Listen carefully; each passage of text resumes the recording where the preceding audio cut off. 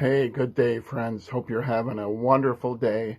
Um, you know, I'm a, you know by now, I'm a big fan of old things, and I'm a big fan of old TV. And one of the ones that I loved growing up was a story about a group of people, really diverse kind of group of people in a way, diverse, that boarded a boat to go on a 3 hour tour. And side note, I don't know why some of the opening credits had them all carrying luggage onto this boat for a 3 hour tour, but it did. And, maybe that's another question for another time.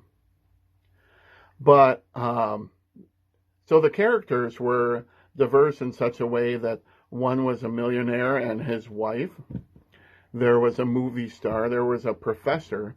There was Mary Ann, and then there was the captain of the boat called the skipper, and his boatmate, his right hand man named Gilligan, and they went on this 3 hour tour. What they thought was going to be a real scenic, beautiful, I'm sure, 3 hour tour, and guess what? Their plans got all messed up.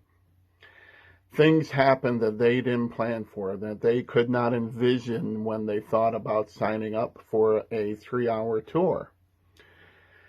And the boat came on some big storms, and the skipper, as good as he is, he was able to guide the boat to an island with no people on it, we think, anyway.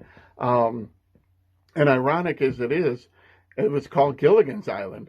How odd was that to have a guy on the boat named Gilligan and the island named Gilligan?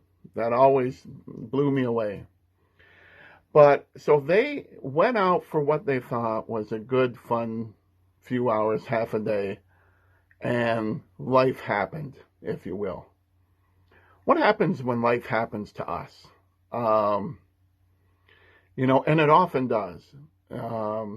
Things that we plan, things that we hope for, certain days that we schedule and things to schedule, events that get canceled or changed or altered, are not things that we envision what we want.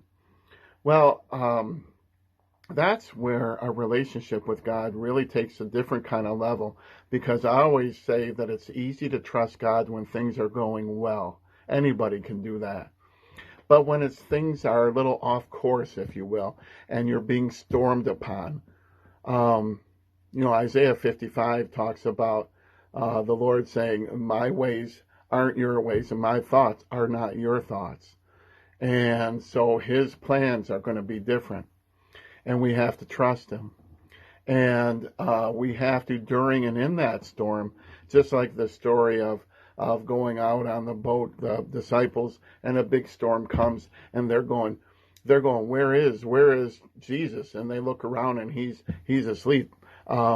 Those are things that they didn't plan on. They're being with Christ, after all, and man, can't get better than this, right? And there he is sleeping in the boat. So we have to have our anchor in Christ when life happens, and life does happen. Jeremiah 29:11, it's very famous. A lot of people know it. And this is God talking. For I know the plans I have for you, declares the Lord. So we got our plans, and we've just heard in Isaiah, our plans aren't going to be his plans. Our thoughts aren't going to be his thoughts. Then he says plans to prosper you and not to harm you. Plans to give you hope and a future. So we have to be anchored. When that storm comes, we have to be anchored in God and his hope.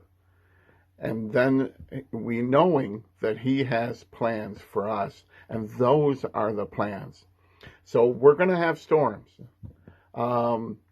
At the Last Supper, when Christ is talking to his disciples, he really imparts wisdom on him.